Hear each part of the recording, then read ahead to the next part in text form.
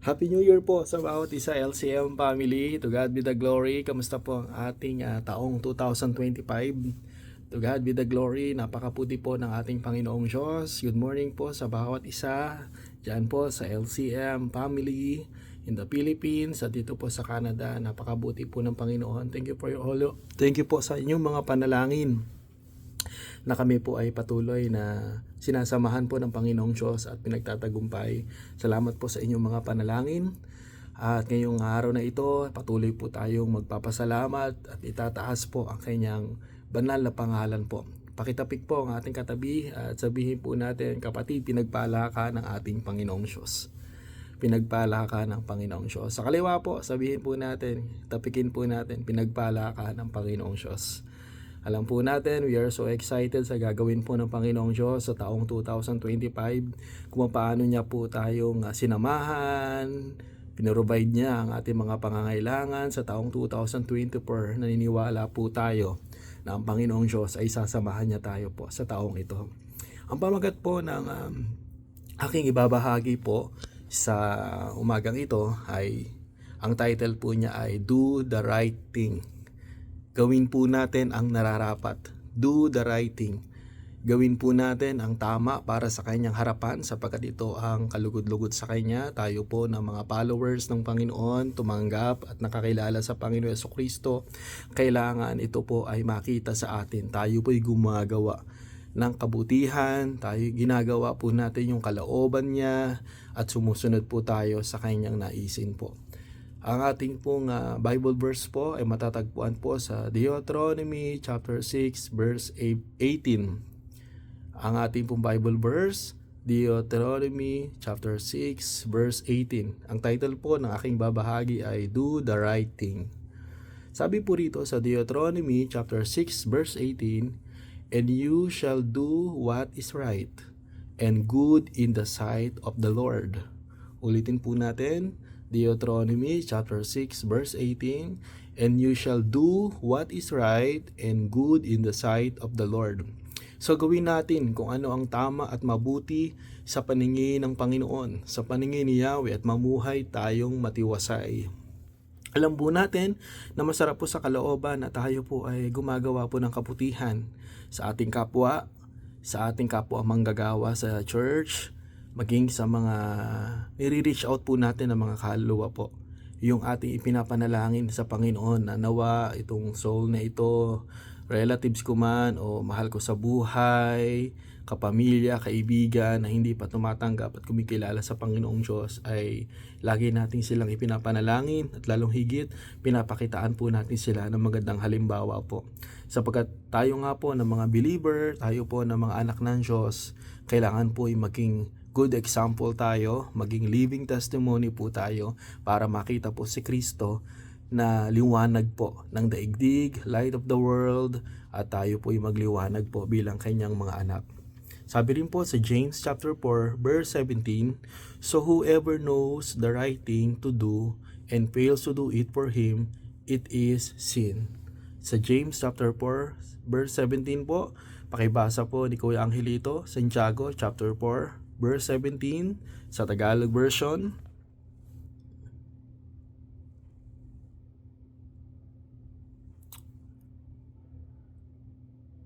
Amen po. Praise God. Thank you, Lord. So, salamat po Kuya Angelito. Whoever knows the right thing to do and fails to do it for him, it is sin. So, kapag alam po natin yung tama na conviction natin na ito ang nararapat sa Panginoon pero hindi po natin nagawa, ay nagdudulot po ito ng kasalanan po. So halimbawa po, ito pong taong ito ay kailangan ng masyara ng gospel, pero pinagpabukas pa natin, hinayaan pa natin na tumagal hanggang sa itong taong ito ay nagkaroon ng hindi magandang sitwasyon sa kanyang buhay, o sabihin na po natin na kinuha na siya ng Panginoong Diyos. So tayo po bilang mga mananampalataya ay tayo po ay magkaroon po ng puso na may urgency na gawin yung nararapat sa Panginoon, lalong higit yung pagbabalita sa mga kakilala po natin. Sabi nga po is Tayo po ay mga living testimony, tayo po ay binago na ng Panginoong Diyos mula sa kadiliman patungo sa kaliwanagan. Tayo po ay inuobliga, pagsikapan po natin na nararapat na kumilos po tayo bilang mga anak niya. Kumilos po tayo sa taong ito na may puso, na katulad ng Panginoong Jesucristo. At ang pangako sa atin ng Panginoon na hindi niya po tayo iiwan at hindi niya po tayo pababayaan. Do the right thing. Sa panahong ito, marami po tayong plano, marami po tayong pinapanalangin, meron po tayong dinidesire na mangyari. Ngunit ang salita ng Diyos ay tapat po ang pangako ng Panginoon na i-delight po natin yung ating sarili sa Kanya. Hanapin po natin yung kaligayahan po natin sa Diyos at ibibigay niya ang ating ninanasa. Isa sa mga favorite verse ko at live verse na talaga pong ipinapakita ng Panginoon kung gaano siya katapat ay sa Psalm 37:4, "Delight yourself in the Lord and He will give you the desires of your heart." Kaya mga kapatid, do the right thing. Ano po yung sinasabi sa atin ng Panginoon? Ano po ba yung pinapagawa sa atin ng Panginoon? Na tayo po ay maging masipag na sa paglilingkod sa Kanya. Pag may pagkakataon, umatin po tayo every Friday ng Bible study kahit na tayo ay maraming kaabalahan. Pilitin po natin sapagkat sabi nga sa salita ng Diyos sa Matthew chapter 6 verse 33, "Seek ye first the kingdom of God." Unahin natin po ang kanyang kaharian at ang kanyang katuwiran at "and all these things shall be added unto you." Mga kapatid, sapat na po ang biyaya ng Panginoong Diyos. Naniniwala tayo na buhay siya, pinapakitaan niya tayo ng mga himala, pinapakitaan niya tayo ng mga kamangha-manghang mga bagay sa tuwing ino-obey po natin siya, sapagkat sabi nga po ang susi ng pagpapala ay pagsunod. Kung gusto po natin patuloy niya tayong pagpalain po, mga kapatid, sa biyaya ng Diyos, sumunod po tayo sa Kanya. Mahalin po natin ang lubusan ng Panginoon. Sabi nga po ay okay lang po magpahinga sapagkat kailangan naman ito ng ating katawan, pero wag po tayong magpapahinga sa pananalangin, sa pagbabasa ng salita niya at sa paglilingkod po. Romans 12:21. "Do not be overcome by evil, but overcome evil with good." Sabi nga, daigin po natin yung mabuti ng masama. Kung tayo man po ay ginagawa ng masama ng ating kapwa, ipanalangin po natin yan sa Diyos. Iluhod po natin yan sa Panginoong Diyos at naniniwala tayo, if God is for us, who can be against us? If God is for us, who can be against us? Mga kapatid, kakampi po natin ang Panginoong Diyos. Kakampi po natin siya. Kaya patuloy po tayong magtiwala, patuloy po nating tayuan ang kanyang mga salita po. God is so much closer than many people think. When we develop a relationship with Jesus Christ, His Holy Spirit comes to live on the inside of us. Kaya nga mga kapatid, tayo po ay hindi po relihiyon ang ating itinataas po, kundi ang itinataas po natin ang pangalan ng Panginoon Jesucristo, na siya po ay Diyos na tagapagligtas. Itinataas po natin ang Panginoon sa pamamagitan ng ating mga personal na relasyon sa Kanya. Sapagkat kapag religion lamang po ang pag-uusapan, dyan po maraming na nag-aaway-away, nagdidebate. Kaya ang mga tao po, hindi po nila maintindihan kung sino ba ang tamang relihiyon, sapagkat nakikita nila na bakit nag-aaway-away, ito ang tama, ito ang paniwalaan mo. Kaya nga dito po sa Landayan Christian Ministries, lagi pong ibinabahagi ng ating Pastora Sol na ang paglalim, paglago, ang pag-ibig natin sa Panginoon Jesucristo ang lagi nating dinedevelop natin yung ating pagmamahal sa Panginoon Jesucristo at sa kapwa. Kung mahal po natin ang Panginoon Jesucristo, ito dapat po ay nagre-reflect. Ito ay pinapamuhay po natin. Ipinamumuhay natin yung kanyang mga salita. Sabi nga po sa John 16:7, "The Holy Spirit is our helper." So ang Banal na Espiritu, ibinigay na po ng Panginoon Jesucristo ang kanyang Banal na Espiritu sa lahat ng mga tumanggap at nanalik sa Kanya. Ito po yung ating gabay, ang Banal na Espiritu. Kaya po, yung tinig ng Panginoong Diyos sa pamamagitan ng kanyang mga salita, na ginagabayan niya po tayo.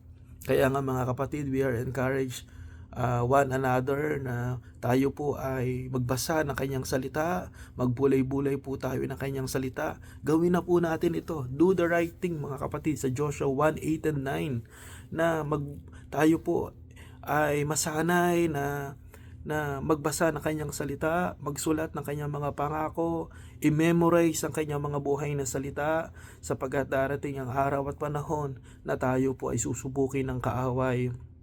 Itetest po tayo ng kaaway. Ngunit kung tayo po ibabad sa presensya ng Diyos, babad sa salita niya, kailanman po ang kaaway ay hindi makakapanaig, hindi siya magwawagi. Sapagkat sabi niya sa salita niya, if God is for us, who can be against us? James 4 verse 17, Santiago chapter 4 verse 17. Ang nakakaalam ng mabuti na dapat niyang gawin, ngunit hindi ito ginagawa, ay nagkakasala po.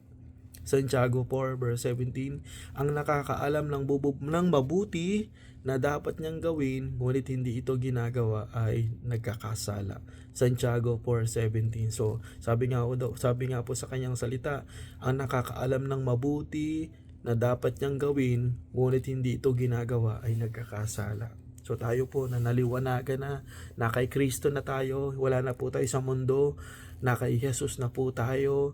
Siya po ang ating Diyos na sinusundan, siya po ang ating tinitingnan. Kaya let us continue to fix our eyes to Jesus, the author and perfecter of our faith.